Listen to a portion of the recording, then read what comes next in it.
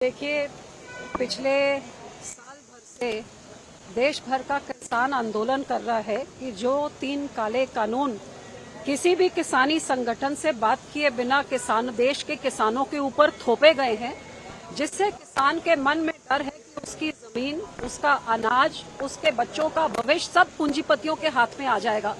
और लगातार सरकार से मांग है कि यह कानून वापस लीजिए और हमारे साथ सलाह मशवरा करके आप ऐसा कानून लाइए जिससे हमारा भला होता है। लेकिन अफसोस इस बात की कि साल भर से सरकार ने किसानों की एक भी नहीं सुनी और अब तो ये हालात हो गए कि साल भर से उनकी आवाज को चल रहे हैं, अब शरेआम किसानों को ही कुचलने में आ गए हैं। चाहे हम देखें कि कैसे लाठियों के साथ हरियाणा में क्या व्यवहार हो रहा है, दिल्ली के बॉर्डर में क्या व्यवहार हो रहा है, कुछ दिन पहले राजस्थान में लाठियां खाई, यहाँ तो गाड़ी के साथ मंत्री का बेटा कुचल दे। जो मंत्री 5 दिन पहले एक भरी सभा में कहते हैं कि हम इनको सबक सिखाएंगे, सुधर जाएं, तो वो घर में अपने परिवार के बीच में और बेटे को क्या कहते होंगे। और अब सारी वीडियो सामने आ गई कि कैसे तेज रफ्तार से पीछे से आके गाड़ी ने किसान को कुचल डाला। ये बेकसूर किसान जो अपना एक शांतमय आंदोलन, अब किसान अपनी आवाज भी ना उठाएं जी, उनकी कोई पीड़ा है। और अफसोस की बात कि जब वीडियो है, आई विटनेसेस है, सब कुछ पब्लिक डोमेन में है,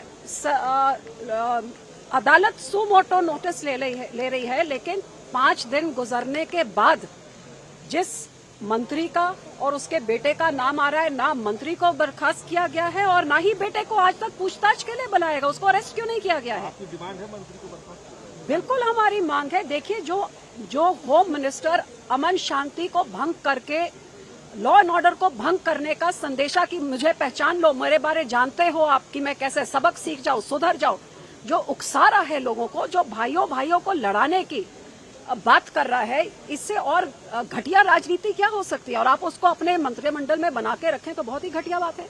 उसके बेटे को आज तक आप पूछताछ ना करिए, जिसके बारे में जो स्टेज में उनके साथ है वो गाड़ियों से, अब तो बहुत तरह की वीडियो सामने आ गई है। सो बहुत अफसोस की बात है कि इस बेकसूरों की जान जाने में जो सारी दुनिया देख रही, सारा देश देख रहा है, लेकिन सरकार, क्योंकि सरकार के बच्चों के लिए अलग कानून है और गरीब किसान के लिए अलग कानून है, इसलिए 5 दिन से कोई गिरफ्तार नहीं हुआ।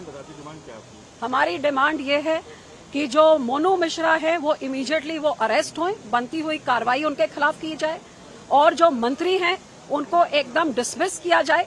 और ये जो निहत्ते बेचारे गरीब, जो बेकसूर गरीब किसान, नौजवान बच्चे चले गए हैं, कई सारा जो नुकसान हुआ है 8 जानों का, उनका पूरा मुआवजा दिया जाए, उनको सरकारी नौकरी भी दी जाए और हर तरह से सबसे पहले वो चाहते हैं इंसाफ देना चाहिए ताकि ये हरकतें बार बार ना हो। क्योंकि कहीं पे हरियाणा के मुख्यमंत्री उकसा रहे हैं लोगों को कि लाठी उठा लो, यहाँ यूनियन मिनिस्टर उकसा रहे हैं लोगों को कि सबक सिखा दो, तो ये देश को कहाँ लेके जा रहे हैं? कितना बांटेंगे आप देश को?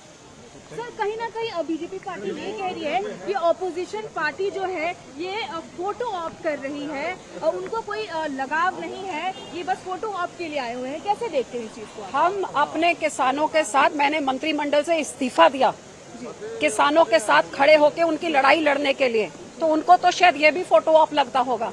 आज हम अपने लोगों के साथ खड़े होने आए हैं क्योंकि 5 दिन से वो इंसाफ की गुहार लगा रहे हैं, सारे देश को, दुनिया को वीडियो देख रही हैं। लेकिन मैं हैरान हूं कि यहाँ की पुलिस और सरकार को क्यों ये नहीं दिख रहा, क्यों इनकी पीड़ा नहीं समझ रही। ये बच्चे किसी के हो सकते थे, ये किसी का बाप और किसी का भाई हो सकता था, जात में नहीं, धर्म में नहीं, इंसानियत के नाते ये किसान हैं जो देश का, लोगों का पेट पालते हैं। इतना तो इनके बारे में सोचना है। हम उनके साथ अपनी सहानुभूति खड़ा प्रकट करने के लिए, दुख में उनका दुख बांटने के लिए और हर तरह से उनकी जो मदद कर सकते हैं वो मदद देने के लिए हम यहाँ आए हैं। इस मामले में 2 लोगों को अरेस्ट किया गया है और जो यूनियन मिनिस्टर के बेटे को समन किया गया है, उनसे पूछताछ चल रही है, कैसे देखती हैं आप? देखिए, वो तो जब अदालत ने सू मोटो नोटिस दिया तब जाके उनको समन भी किया गया, नहीं तो 5 दिन निकल गए, कहाँ कर रहे थे। तो हम उम्मीद करते हैं कि अदालत बिल्कुल स्ट्रिक्ट एक्शन लेगी और अदालत ने पूछा भी है, बताइए कि आपने किसको अरेस्ट किया है। लेकिन मैं यही कहूंगी कि ये बच्चे किसी के भी हो सकते हैं। हम इन चीजों को, ये इस तरह के जो वायलेंस है, इसको रोकने के लिए हम कदम उठाएं और एक संदेशा दें कि ये बिल्कुल सरकार बर्दाश्त नहीं करेगी। और जो बर्दाश्त कर रही है तो कहीं ना कहीं लोगों को पहचानने की जरूरत होगी कि क्या ऐसी सरकारें हम चाहते हैं जो हमारे बच्चों को शरेआम कोई कुचल जाए और उनके खिलाफ कोई एक्शन ना हो। मैम मेरा आखिरी सवाल होगा, आज आप परिजनों से मिलने जा रही हैं और आपका डिमांड क्या होगा? आखिरी सवाल है मैम, डिमांड क्या देखिए, हम यहाँ पे सिर्फ वो परिजनों के साथ उनका दुख बांटने के लिए आए हैं, उनके साथ खड़े होने के लिए और उनकी इंसाफ की गुहार देने के लिए आए हैं। उससे ज्यादा हम अब उनको मिलेंगे और जैसे वो हमें कहेंगे वैसे हम करेंगे। Thank you.